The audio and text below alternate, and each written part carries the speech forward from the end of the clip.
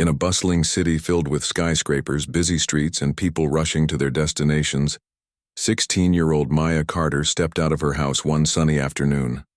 Her mom had given her a check from her summer internship earnings, and she was excited to deposit it into her savings account. Maya had worked hard during her internship at a well-known marketing firm, and this was her first time earning real money. She felt proud of herself and couldn't wait to see her balance grow.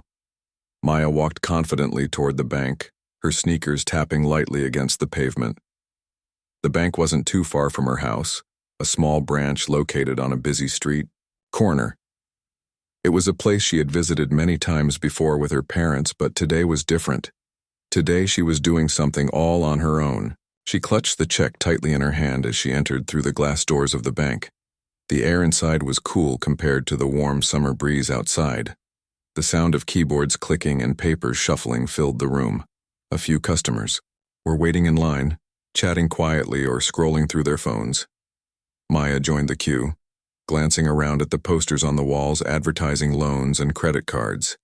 She felt a little nervous, but reminded herself that this was just a simple transaction, nothing to worry about. When it was finally her turn, Maya approached the counter where a man named Greg was seated. He looked up briefly, his expression neutral. "How can I help you?" he asked, his tone polite but distant. Maya smiled and handed him the check. "Hi, I'd like to deposit this, please," she said, her voice steady despite her nerves. Greg took the check and glanced at it, his eyebrows furrowing slightly. At first, Maya thought nothing of it. Maybe he was just double-checking the details. But then Greg's demeanor changed. His eyes narrowed as he studied the check more closely. "Where did you get this?" he asked, his tone sharper than before. Maya blinked, surprised by the question.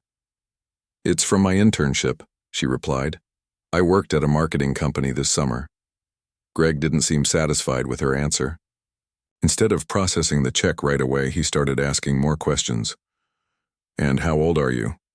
he asked, leaning back in his chair. 16, Maya said, starting to feel uneasy. Greg nodded slowly, almost as if he didn't believe her. "Do your parents know you're depositing this?" he continued. Maya frowned. "Yes, they do. My mom gave me the check." Greg still didn't move to process the transaction. Instead, he began inspecting the check even more thoroughly, turning it over in his hands as if searching for some hidden flaw. Maya watched him, her heart sinking. Something about the way he was acting made her feel uncomfortable. Wasn't this supposed to be straightforward? Why was he making such a big deal out of it? As the seconds ticked by, Greg's attitude became increasingly dismissive. He muttered under his breath, shaking his head slightly. Though Maya couldn't hear exactly what he was saying, she could tell it wasn't positive. Finally, he looked up at her again. "Are you sure this is legitimate?" he asked, his voice dripping with suspicion. "People don't usually give checks like this to teenagers." Maya felt her cheeks flush with embarrassment and frustration. How dare he assume she wasn't telling the truth? She had worked hard for this money, putting in long hours and learning new skills. Yet here was this man treating her like she didn't deserve it. "I'm sure," she said firmly, trying to keep her voice steady. "My mom works at the company. She handed me the check herself." But Greg wasn't convinced. He leaned forward, resting his elbows on the counter. "Look, I need to make sure everything is above board," he said. "This isn't a small amount of money. Do you have any proof that this check is real?" Maya stared at him, stunned. Proof? What kind of proof did he want? The check was signed, dated, and issued by a reputable company. What more could he possibly need? She tried to explain again, keeping her tone polite and respectful. But no matter what she said, Greg seemed determined to find fault. He kept interrupting her, asking more invasive questions and making comments that made her feel smaller and smaller. By now, other customers had started to notice the tension at the counter. Some glanced over curiously, while others pretended not to look. A couple of people exchanged knowing looks, sensing that something wasn't right. One elderly woman shook her head disapprovingly, muttering something under her breath. Maya caught a glimpse of her reflection in the glass window behind Greg. She looked younger and more vulnerable than she felt, which only fueled her determination to stand her ground. Despite her growing frustration, Maya refused to let Greg intimidate her. She took a deep breath and tried once more to reason with him. "Sir, I promise this check is legitimate," she said, her voice firmer this time. "If you have any doubts, you can call the company directly. They'll confirm it." Greg hesitated for a moment, clearly caught off guard by her persistence. For a split second, Maya thought he might actually listen, but then his expression hardened again. "We'll see," he said curtly, picking up the phone. As he dialed the number printed on the check, Maya felt a mix of relief and anger. Relief that someone would finally verify her story, and anger that she had been put through this ordeal in the first place. While Greg spoke on the phone, Maya stepped back from the counter, feeling drained. She pulled out her cell phone and scrolled through her contacts until she found her mom's name. If anyone could fix this situation, it was her. With trembling fingers, she pressed the call button and waited anxiously for her mom to pick up. Little did she know this decision would change everything, for both her and Greg in ways neither of them could have anticipated. As Maya waited for her mom to answer the phone, she glanced back at Greg, who was still on the line with the marketing firm. His tone had shifted slightly, less dismissive and more hesitant, but he still hadn't processed her deposit. The knot in Maya's stomach tightened as she listened to the ringing on the other end of the call. Finally, her mom picked up. "Hey, sweetie," Victoria said warmly. "What's going on? Aren't you supposed to be at the bank?" Maya sighed, trying to keep her voice steady despite the frustration bubbling inside her. "Mom, I'm here, but there's a problem. The guy at the counter won't process my check. He keeps questioning me like I did something wrong." Victoria's tone immediately changed from casual to concerned. "What do you mean? What's he saying?" Maya hesitated for a moment, unsure how much detail to share. She didn't want to upset her mom, but she also needed her help. "He's asking all these questions about where the check came from and whether it's real. He even asked if you knew I was depositing it. It's like he doesn't believe me." There was a brief pause on the other end of the line. When Victoria spoke again, her voice was calm but firm. "Okay, tell me exactly what's happening right now." Maya quickly explained everything: the unnecessary scrutiny, the invasive questions, and Greg's refusal to simply process the check. As she spoke, she could hear the subtle shift in her mom's breathing, a sign that Victoria was already formulating a plan. "All right, Maya," Victoria said after a moment. "Stay calm, and don't let him intimidate you. I'll handle this." Before Maya could respond, Victoria ended the call. Maya lowered her phone, feeling a mix of relief and apprehension. She trusted her mom completely, but she couldn't shake the feeling that this situation was far from over. Across the counter, Greg hung up the phone and turned his attention back to her. "They confirmed the check is valid," he admitted grudgingly, though his expression remained skeptical. "But I still need additional documentation before I can process it. Standard procedure." Maya stared at him incredulous. "Additional documentation for what? You just talked to them, and they said it's fine." Greg shrugged, avoiding eye contact. "Rules are rules, I can't make exceptions." By now, several customers were openly watching the exchange. Some looked sympathetic, while others seemed annoyed by the delay. One man muttered loudly enough for everyone to hear, "This is ridiculous. Just process the check already." A young woman standing nearby nodded in agreement. Maya felt her face flush with embarrassment. She hated being the center of attention, especially under these circumstances. But deep down, she knew she couldn't back down. If Greg wanted to play hardball, she wasn't going to give him the satisfaction of seeing her crumble. "I'll get whatever you need," Maya said evenly, though her hands were trembling.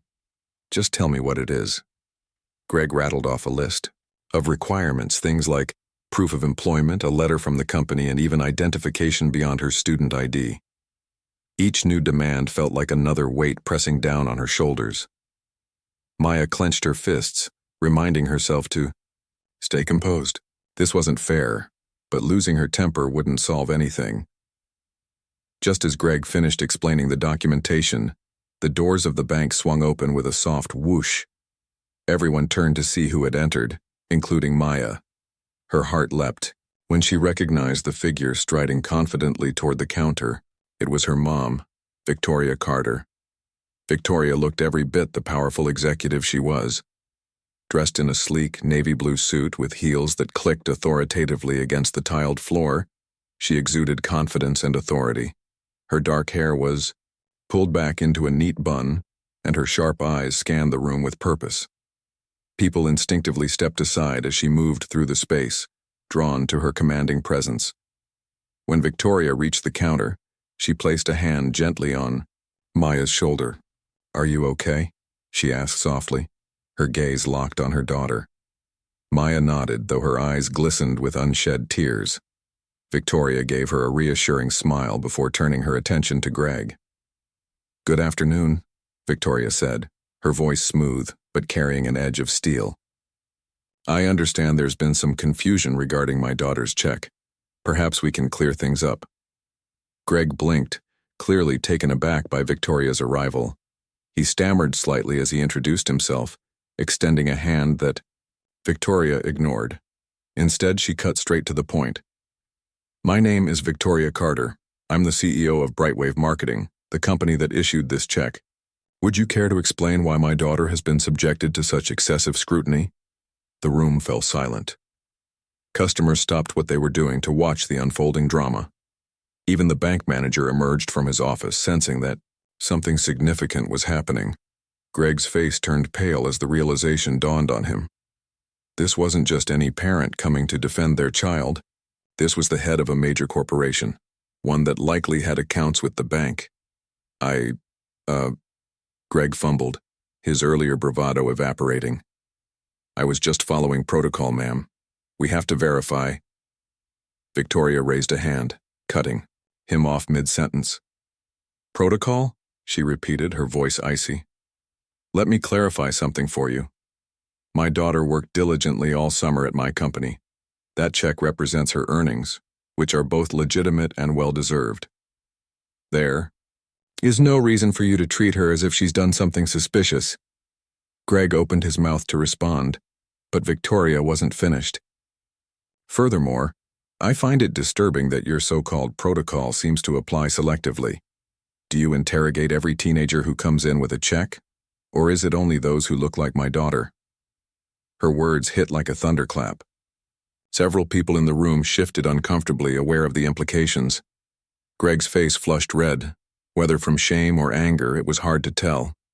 He tried to defend himself, but his excuses sounded hollow even to his own ears. Victoria didn't wait for him to finish. She turned to the bank manager, who had been hovering nervously nearby. "I expect a full explanation for this incident," she said, her tone leaving no room for argument. "And I assure you, this will not go unnoticed."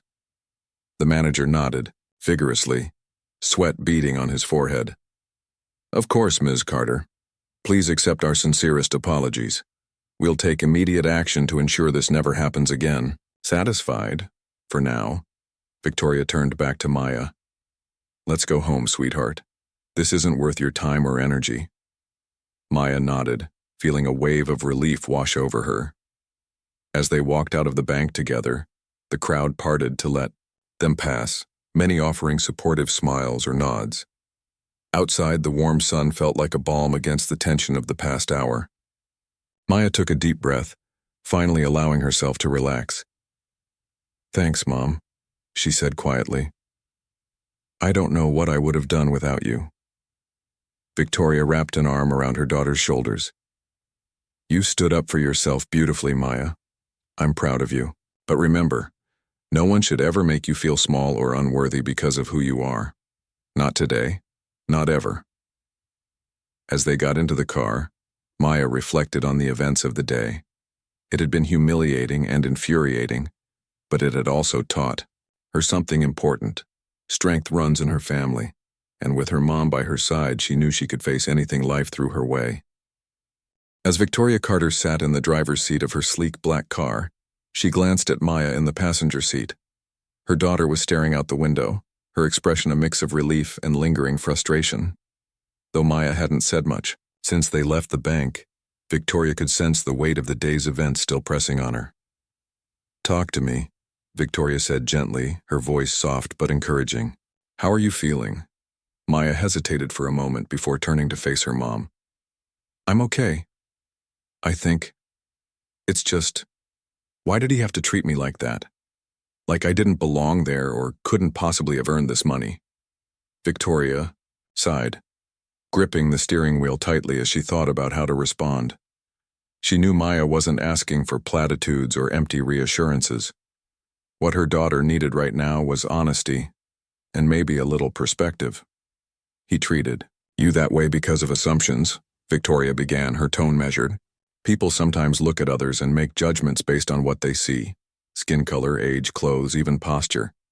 They don't take the time to see the person behind those things. That's not your fault, it's theirs. But it doesn't mean we let them get away with it." Maya nodded slowly, absorbing her mom's words. "But why does it always feel like I have to prove myself twice as hard?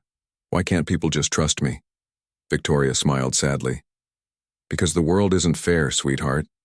And while that's frustrating, it also gives us an opportunity to show them they're wrong. Every time someone doubts you, every time they underestimate you, you have a chance to prove them wrong. Not for their benefit, but for yours. So you can walk away knowing you didn't let their ignorance define you." Maya leaned back in her seat, thinking about what her mom had said. It made sense, but it didn't erase the sting of Greg's behavior. Still, she felt a flicker of determination reignite within her. If anything, this experience had shown her that she was stronger than she realized, and she wasn't alone in facing these kinds of challenges. Back at home, Victoria decided it was time to address the situation more formally. Sitting down at her desk, she opened her laptop and began drafting an email to the bank's corporate headquarters. She detailed everything that had happened, from Greg's dismissive attitude to his refusal to process the check without unnecessary documentation. She included specific examples of his discriminatory remarks and emphasized the impact such behavior could have on young people like Maya. "This isn't just about my daughter," Victoria wrote toward the end of the email. "It's about ensuring that no customer feels marginalized or disrespected when they walk into one of your branches. Your institution has a responsibility to uphold fairness and professionalism, and I expect to see meaningful action taken to prevent incidents like this from happening again." After sending the email, Victoria leaned back in her chair, feeling a sense of satisfaction. She knew the bank would take her complaint seriously, not only because of her status as a prominent CEO, but also because she represented a powerful voice calling for accountability. Still, she understood that real change wouldn't happen overnight. It would require consistent effort, both from the bank and from society as a whole. Meanwhile, Maya retreated to her room where she pulled out her journal. Writing had always been her way of processing emotions, and today was no exception. She scribbled furiously, recounting every detail of the encounter at the bank, the way Greg had scrutinized her, the invasive questions, the looks from other customers. But as she wrote, she found herself shifting from anger to reflection. "Maybe this happened for a reason," she mused aloud, tapping her pen against the page. "Maybe it's supposed to teach me something." Her thoughts drifted to her mom's earlier words, proving people wrong, standing tall in the face of doubt, using moments like this to fuel her ambition rather than letting them bring her down. By the time she finished writing, Maya felt a renewed sense of purpose. This wasn't going to break her, it was going to make her stronger. The next morning, Victoria received a call from the bank's corporate office. The representative on the line apologized profusely for the incident and assured her that an investigation was already underway. They promised to review their policies and provide additional training for employees to prevent similar situations in the future. While Victoria appreciated the gesture, she made it clear that apologies weren't enough. "I want to see concrete changes," she told the representative firmly. "Not just for my daughter's sake, but for everyone who walks into your branches. You have an opportunity here to lead by example, to show the community that you value inclusivity and respect. Don't waste it." The representative assured her that they were committed to making things right. In the days that followed, the bank announced a series of initiatives aimed at promoting diversity and inclusion, including mandatory bias training for all staff members and partnerships with local organizations focused on equity. News of the incident spread quickly, sparking conversations about discrimination and systemic bias in workplaces and institutions across the city. For Greg, the fallout was immediate and humbling. He was placed on administrative leave pending the results of the investigation, and though some colleagues tried to defend him, many agreed that his actions had crossed a line. Forced to confront his own prejudices, Greg began attending counseling sessions designed to help individuals recognize and unlearn harmful biases. It was uncomfortable work, but he knew it was necessary if he wanted to grow. As for Maya, the experience became a catalyst for personal growth. She started volunteering with a youth advocacy group, sharing her story and encouraging others to speak up when faced with injustice. Through her involvement, she discovered a passion for social justice and began exploring career paths that aligned with her values. Whether it was mentoring younger students or organizing community events, Maya poured her energy into creating positive change.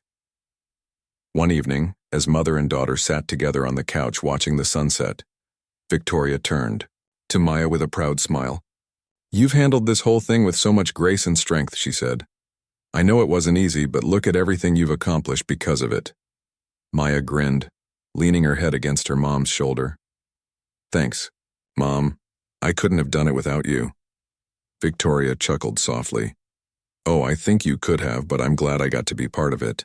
As the sky turned shades of orange and pink, Maya felt a deep sense of gratitude, not just for her mom, but for the lessons she'd learned along the way. Life might throw obstacles her way, but she now knew she had the resilience to overcome them. And with her mom by her side, she felt ready to tackle whatever came next. The days following the incident at the bank were a whirlwind of emotions and activity for Maya and her mom, Victoria. The story had gained traction in local news outlets, with headlines highlighting the discrimination Maya faced and Victoria's swift intervention. Social media buzzed with reactions. Some people praised Victoria for standing up to injustice, while others shared their own experiences of being treated unfairly in similar situations. The overwhelming support from strangers was heartening, but it also underscored how widespread the problem of bias and prejudice truly was. Victoria threw herself into advocacy work almost immediately. She began collaborating with community leaders and organizations to address systemic issues within financial institutions. Her goal wasn't just to hold the bank accountable, but to spark broader conversations about fairness, respect, and inclusion. She gave interviews, wrote op-eds, and even hosted a panel discussion at her company's headquarters titled "Breaking Down Barriers, Building Equity in Everyday Spaces." Maya attended the event, watching proudly as her mom commanded the room with her eloquence and passion. During one particularly powerful moment in the panel, Victoria shared her perspective on what had happened. "Discrimination isn't always overt," she explained to the audience. "Sometimes it's subtle, a glance, a tone, an assumption. But those small actions add up, creating barriers that can feel insurmountable for those on the receiving end. My daughter experienced this firsthand, and while I'm grateful we were able to address it, I know countless others aren't so fortunate." Her words resonated deeply with the crowd, many of whom nodded in agreement or whispered amongst themselves. Maya noticed a young woman sitting near the front who looked like she might cry. After the session ended, Maya approached her and introduced herself. The woman, named Jasmine, revealed that she had been treated similarly at a different bank years ago. "I didn't have anyone to stand up for me," Jasmine admitted quietly. "I just left and never went back. Hearing your story today, it makes me feel less alone." Maya listened intently, realizing that her experience had become a source of connection for others. It wasn't just about her anymore. It was about all the people who had felt unseen, unheard, or undervalued. Inspired by the interaction, Maya decided to take a more active role in advocating for change. With her mom's guidance, she joined forces with a nonprofit organization focused on empowering young people of color. Together, they launched a campaign called "See Me, Hear Me," which aimed to educate businesses and institutions about the importance of treating every individual with dignity and respect. Back at the bank, things were far from smooth for Greg. Once the investigation concluded, he was formally reprimanded and required to undergo extensive diversity training. While some colleagues expressed sympathy for him, others couldn't hide their frustration. "You brought this on yourself," one coworker muttered during a break. "If you hadn't been so dismissive, none of this would have blown up like it did." Greg struggled to process the backlash. On one hand, he knew he had made mistakes, he could see that now, but on the other hand, he resented being labeled as prejudiced. He convinced himself that his actions weren't malicious, just misguided. Still, the weight of public scrutiny and internal consequences forced him to confront uncomfortable truths about his behavior. His first diversity training session was eye-opening, to say the least. The facilitator, a seasoned expert in unconscious bias, led the group through exercises designed to uncover hidden assumptions and challenge stereotypes. At one point, participants were asked to write down 3 traits they associated with certain professions, such as doctors, teachers, or CEOs. When Greg listed white and male under CEO, he felt a pang of guilt. He realized how ingrained these biases were, not just in society but in his own mind. Over time, Greg began to open up during the sessions, sharing his thoughts and listening to others' stories. One participant, a black woman named Lisa, recounted a painful memory of being followed around a store by security guards simply because of her race. Another attendee, a young Latino man, described how landlords often refused to rent apartments to him despite having excellent credit. These narratives humanized the statistics Greg had read about, making the impact of discrimination tangible and personal. "I never thought about any of this before," Greg confessed during a group discussion. "I mean, I knew racism existed, but I didn't realize how much it affected everyday life. I guess I took my privilege for granted." The facilitator nodded approvingly. "Acknowledging that is the first step toward growth," she said. "But remember, awareness isn't enough. You have to actively work to unlearn these patterns and advocate for change." Meanwhile, Maya found solace in her newfound purpose. She threw herself into organizing workshops and speaking engagements, determined to amplify voices that had long been ignored. One of her proudest moments came when she delivered a speech at her high school's annual leadership conference. Standing on stage, she addressed a packed auditorium of students, teachers, and parents. "When someone tells you that you don't belong, it hurts," Maya began, her voice steady despite the butterflies in her stomach. "But here's the thing. They're wrong. You belong wherever you choose to be, in classrooms, boardrooms, or banks. Don't let anyone tell you otherwise.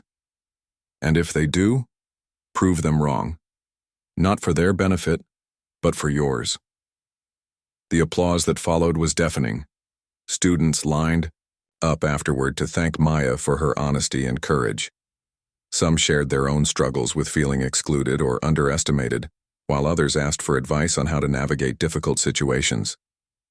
Maya listened patiently, offering words of encouragement whenever she could. Despite the progress they were making, both Maya and Victoria understood that the fight for equality was far from over. They continued to push for systemic changes, whether by lobbying for policy reforms or supporting grassroots movements. Their efforts inspired others to join the cause, creating a ripple effect of positive action across the community. One evening, as mother and daughter sat together on the porch watching fireflies dance in the twilight, Victoria turned to Maya with a thoughtful expression. "Do you ever wonder what the world will look like when you're my age?" she asked. Maya tilted, her head considering the question. "I think it'll be better," she replied after a moment. "Not perfect, but better.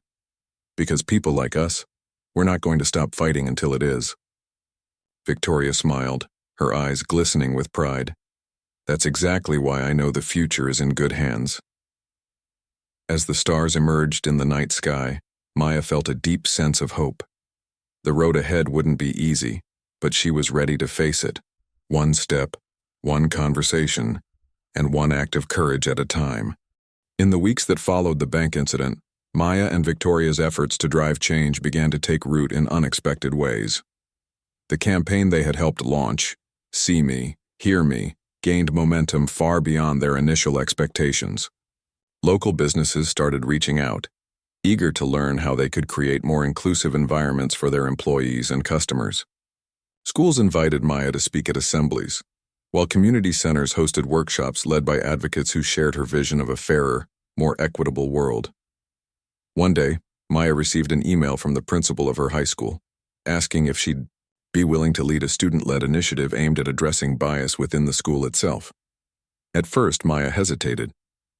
She was already juggling so much: her studies, extracurricular activities, and her growing role as an advocate, and she wasn't sure she had the energy to take on another project. But after discussing it with her mom, she decided to give it a try. The initiative, which Maya named Respect Starts Here, brought together a diverse group of students committed to fostering understanding and empathy among their peers. They organized weekly meetings where participants shared personal stories about times they felt judged or excluded because of their race, gender, religion, or socioeconomic background. These conversations weren't always easy. Some students became emotional, while others struggled to articulate their experiences. But slowly, a sense of trust began to form, creating space for honest dialogue. One particularly impactful session involved a senior named Ethan, who admitted he'd once made fun of a classmate for wearing hand-me-down clothes. "I didn't think about how it might make him feel," Ethan confessed, his voice trembling. "I just thought it was funny. But hearing everyone talk today, I realize now that my words probably hurt him more than I'll ever know." Maya watched as other students nodded in agreement, some even sharing similar regrets. It was a powerful reminder that growth often begins with acknowledging mistakes, and that accountability doesn't have to mean shame. By the end of the session, several students volunteered to start a peer mentoring program, pairing older students with younger ones to provide guidance and support. While Maya focused on empowering her peers, Victoria continued her work at a higher level. She partnered with corporate leaders across the city to develop a coalition dedicated to promoting diversity and inclusion in the workplace. The coalition launched a certification program for businesses that met specific criteria, such as implementing bias training, establishing mentorship opportunities for underrepresented groups, and ensuring equal pay for equal work. Companies that earned the certification received public recognition, which not only boosted their reputation, but also encouraged competitors to follow suit. The ripple effects of these initiatives were undeniable. More people began speaking out against discriminatory practices, whether at grocery stores, restaurants, or even online platforms. Social media played a crucial role in amplifying these voices, with hashtags like the See Me, Hear Me, and Break the Bias trending regularly. Stories poured in from individuals who had faced prejudice and found strength in knowing they weren't alone. Back at the bank, Greg's journey toward self-awareness continued. Though he had returned to work after completing his mandatory training, he still carried the weight of what had happened. Some coworkers treated him differently, polite but distant, while others seemed eager to avoid him altogether. He understood why. His actions had damaged the bank's reputation and caused distress for both Maya and her family. But instead of retreating into defensiveness, Greg chose to lean into the discomfort. He started paying closer attention to his interactions with customers, consciously challenging himself to approach each person with respect and openness. When a young man with tattoos covering his arms came in to open an account, Greg resisted the urge to assume anything about him based on appearances. Instead, he greeted the customer warmly and processed the request without hesitation. To his surprise, the man thanked him sincerely, saying, "It's nice to be treated like a regular person for once." Moments like these gave Greg hope that he could change, not just for the sake of his job, but for himself. He began volunteering at a local youth center, mentoring teenagers interested in finance. Many of them came from backgrounds vastly different from his own, and listening to their aspirations reminded him of the importance of giving everyone a fair chance. One evening, as he walked home from the center, he realized something profound. Growth wasn't about erasing past mistakes. It was about using those lessons to build a better future. Meanwhile, Maya and Victoria found themselves reflecting on their own relationship and how it had deepened through this experience. Late one night as they sat together in the living room, Victoria turned to Maya with a soft smile. "You've grown so much these past few months," she said. "I'm proud of you, not just for standing up to injustice, but for turning that pain into purpose." Maya blushed, brushing a strand of hair behind her ear. "I couldn't have done it without you, Mom. You showed me what it means to lead with courage and compassion." Victoria chuckled softly. "And you reminded me that sometimes the best way to teach is by example. Watching you handle everything with grace has inspired me in ways I never expected." Their bond had always been strong, but this shared experience had strengthened it in new and meaningful ways. They no longer saw themselves as simply mother and daughter. They were teammates, allies, and partners in the fight for justice. As the months passed, Maya noticed subtle shifts in the world around her. People were becoming more aware of the biases they held and the harm those biases could cause. Conversations about equity and inclusion were happening in places where they hadn't before, in classrooms, boardrooms, and even casual gatherings among friends. While there was still much work to be done, Maya felt hopeful about the direction things were heading. One afternoon, as she walked home from school, Maya stopped by the same bank where the incident had occurred. She needed to deposit another check, one she had earned from a freelance graphic design project. As she approached the counter, she recognized the teller as someone who had witnessed the original confrontation. The woman greeted her warmly, her smile genuine. "Hi, Maya," she said. "How can I help you today?" Maya handed over the check, feeling a quiet sense of satisfaction. "I'd like to deposit this, please." The transaction was smooth and uneventful, just as it should have been the first time. As Maya left the bank, she glanced back at the building, marveling at how much had changed, not just within its walls, but within herself. She knew the road ahead wouldn't always be easy, but she also knew she had the tools to navigate it. With determination, resilience, and the unwavering support of her mom, she was ready to keep moving forward, one step at a time. Months turned into a year, and Maya's life had transformed in ways she never could have imagined.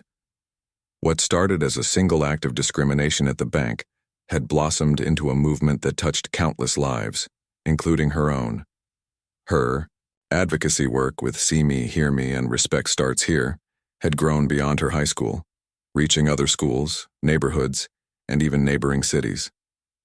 People from all walks of life were inspired by her story, and many joined, forces to amplify the message of inclusivity and respect. Maya's confidence soared as she embraced her role as a leader.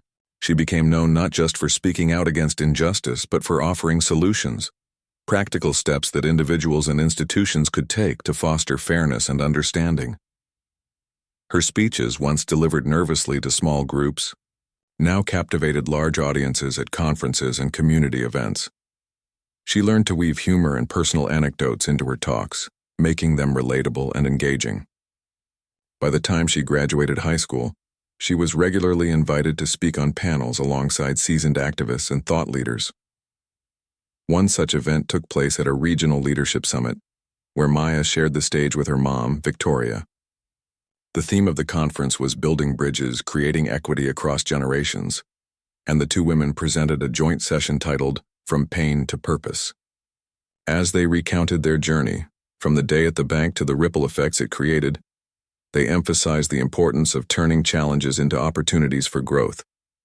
"We didn't choose what happened to us," Victoria said during the presentation, "but we chose how to respond. And that choice, to stand up, to speak out, to push for change, is what defines us." Maya nodded, picking up where her mom left off. "Change doesn't happen overnight," she added. "It takes patience, persistence, and a willingness to listen. But every conversation matters, every action counts. Together, we can create a world where everyone feels seen, heard, and valued." The audience erupted in applause, rising to their feet in a standing ovation. For Maya, the moment was bittersweet. On one hand, she felt immense pride in how far she'd come. On the other hand, she knew there was still so much work to be done. Discrimination hadn't disappeared, it had merely shifted forms, lurking in subtle comments, unspoken assumptions, and systemic barriers. But Maya refused to let that discourage her. If anything, it fueled her determination to keep pushing forward. Back at home, Maya reflected on the impact her efforts had made, not just on others, but on herself. She had started this journey feeling small and powerless, doubting whether her voice mattered. Now she carried herself with a quiet strength, knowing that her actions could inspire others to do the same. Her relationship with her mom had deepened, even further, evolving into a partnership built on mutual respect and shared purpose. They often spent evenings brainstorming ideas for new projects or discussing strategies to tackle emerging challenges. Victoria, too, had grown through the experience. While she had always been a strong advocate for equality in her professional life, this incident had pushed her to expand her focus beyond corporate boardrooms. She began working closely with grassroots organizations, using her influence to amplify marginalized voices. Her company, Brightwave Marketing, launched an internship program specifically designed to provide opportunities for underrepresented youth. Maya joked that her mom was turning into a social justice superhero, but deep down she admired her more than ever. As for Greg, the bank employee whose actions had sparked everything, his transformation continued quietly behind the scenes. Though he no longer worked at the same branch, he had requested a transfer to start fresh elsewhere. He remained committed to unlearning the biases that had shaped his behavior. He attended monthly diversity workshops, volunteered regularly at the youth center, and sought feedback from colleagues and customers alike. Slowly but surely, he rebuilt trust, proving to those around him that people can change when they're willing to put in the effort. The bank itself underwent significant changes as well. In response to public pressure and internal reviews, management implemented sweeping reforms aimed at promoting inclusivity. Employees received ongoing training in cultural competency, and customer service protocols were updated to ensure fair treatment for everyone. Signs welcoming patrons in multiple languages adorned the walls, and posters celebrating diversity lined the hallways. The institution became a model for others in the industry, earning recognition for its commitment to equity. Despite these improvements, Maya understood that true progress required vigilance. She stayed involved, occasionally visiting branches to check in with staff and offer suggestions. One afternoon, while depositing yet another check, this time from a scholarship she'd earned, she struck up a conversation with a young teller who recognized her name. "You're Maya Carter, right?" the teller asked, her eyes lighting up. "I read about what you did. You're kind of a hero around here." Maya laughed, brushing off the compliment. "I'm just someone who believes in doing the right thing," she replied. "But thank you for saying that." The teller smiled warmly. "Well, whatever you believe, it's making a difference. We've all been reminded to treat every customer with the same care and respect. Thanks for helping us see that." Later, that evening, as Maya sat in her room journaling about the day's events, she found herself thinking about the future. College applications were due soon, and she was torn between pursuing graphic design, a passion she'd discovered through her freelance work, and studying social justice formally. Both paths excited her, and both offered opportunities to make an impact. Her mom knocked softly on the door before peeking inside. "Still awake?" Victoria asked, stepping into the room.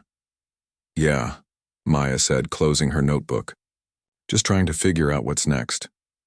Victoria perched on the edge of the bed, studying her daughter with a thoughtful expression. "You don't have to decide everything right now, you know. Life is full of twists and turns. What matters is staying true to yourself and your values." Maya nodded, appreciating the wisdom. "I guess I'm scared of losing momentum," she admitted. "Things feel like they're finally moving in the right direction, and I don't want to stop." "You won't," Victoria assured her. "Not if you keep believing in the power of your voice. Remember, change isn't about perfection, it's about persistence. Even when things get hard, even when you doubt yourself, just keep going. That's how you'll leave your mark on the world." Maya smiled, feeling a renewed sense of clarity. Whatever path she chose, she knew she wouldn't walk it alone. With her mom by her side, a growing network of supporters, and an unwavering belief in the possibility of a better tomorrow, She felt ready to face whatever lay ahead. The next morning, as sunlight streamed through her window, Maya opened her laptop and began drafting her college essay. She titled it, "From a Check to a Movement," weaving together the lessons she'd learned, the challenges she'd overcome, and the dreams she held for the future. By the time she hit submit, she felt a profound sense of peace, not because she had all the answers, but because she trusted in her ability to find them. And so, Maya Carter stepped boldly into the next chapter of her life, carrying with her the knowledge that even the smallest acts of courage could spark monumental change.